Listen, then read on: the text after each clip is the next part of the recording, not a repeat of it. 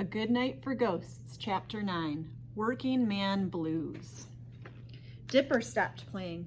The three boys stopped singing. Jack and Annie stopped drumming. There was silence.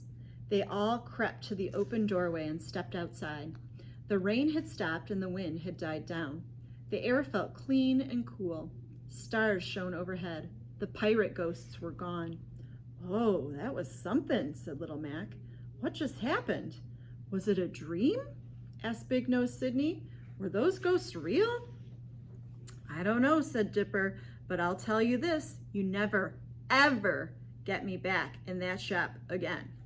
Everyone laughed. Even Happy looked happy. "Hey, Dipper, how'd you get so good on that horn?" he asked, grinning.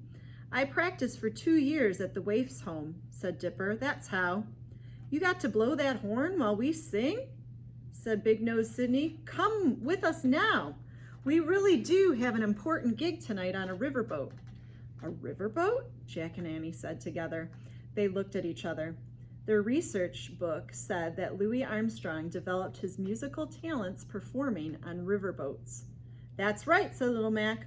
"Oh, wow, Dipper, you have to go with them," said Annie. "Yeah, man," said Jack. But Dipper just shook his head. "Sorry, folks, but I can't play tonight.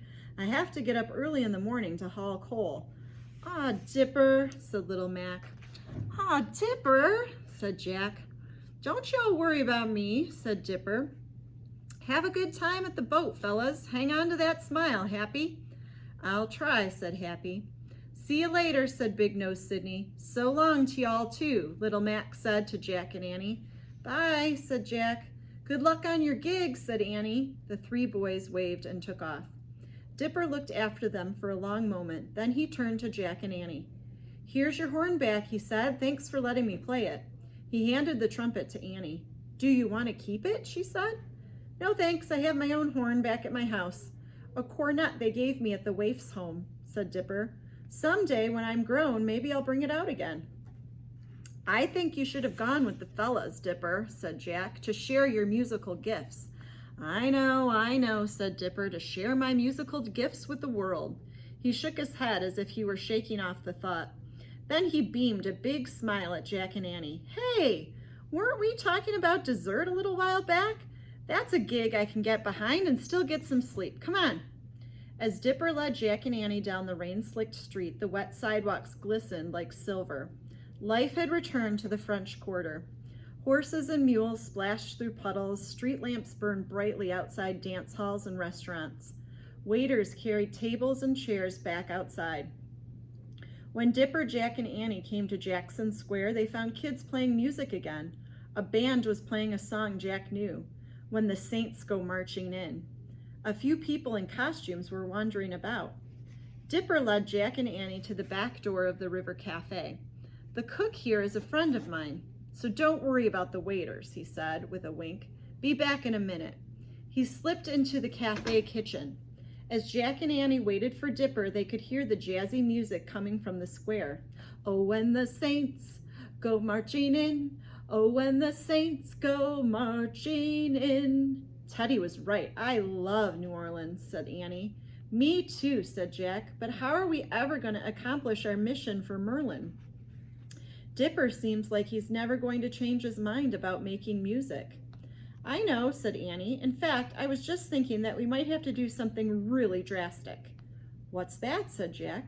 "Show him our research book," said Annie. "Whoa," said Jack. "Do you really think?" Before Jack could finish, Dipper came back outside. Talk about something good," he said. He clutched a greasy napkin filled with freshly made donuts. "Follow me." As Jack and Annie followed Dipper to the river, Jack's mind was racing. Should they show Dipper the research book? It would prove they'd come from the future. What would Dipper say? What would he think? It's too weird, Jack thought. "Let's just try talking to him first," Jack whispered to Annie, and she nodded. Dipper led them to a bench near the water. Jack and Annie sat on the wet wood on either side of him. Dipper unwrapped the donuts and handed one to Jack and one to Annie and kept one for himself. "Careful," Dipper said, "the sugar will get all over y'all." Jack lifted the warm, sticky donut to his mouth and took a big bite. Powdered sugar, flour, butter, vanilla, all melted in his mouth. It was mighty good. Nobody talked while they ate their donuts. When they were finished, they all wiped their sticky fingers on their shirts and pants. By now, Jack's clothes were soaked with rainwater, coal dust, kitchen grease, sweat, and grime. A little powdered sugar and butter won't make a bit of difference, he thought. So, Dipper, said Annie, you know you're a really great musician, don't you? Dipper smiled at her. Actually, you're a creative genius, added Jack. Dipper laughed out loud. And you all know who you are, don't you? Yup, the biggest potato heads you've ever met, finished Jack. But this time we're right, said Annie. Nope, sorry, said Dipper. I'm definitely no genius. The truth is, I never got past elementary school. I don't even know how to read music. But don't you love to play music? Said Annie. Yeah, sure I do. Somehow I've got music in my bones, said Dipper. Sad to say, all I really ever want to do is blow my horn. Then why don't you? Said Jack. He felt desperate. Even without their mission for Merlin, it seemed incredibly sad that Dipper had turned his back on his music. Yeah, why don't you go play on the riverboat with the fellas, said Annie. It wouldn't hurt you to miss a few hours' sleep. Dipper took a deep breath and let it out slowly. When I was 12 years old, I got too rowdy one time, he said. It was New Year's Eve. I was singing with the fellows and I got carried away and fired off a gun just into the air. I wasn't trying to hurt anybody, but I got caught and I got sentenced to 2 years in the waif's home. I just got out a little while ago. I feel really bad for letting my family down like that. So right now, all I want to do is help them by keeping a steady job. But what about a job playing music, said Jack. Great musicians can make a lot of money and help their families. Not playing the music I want to play, said Dipper. At least I haven't met any, have you? Yes, actually, we have, said Annie.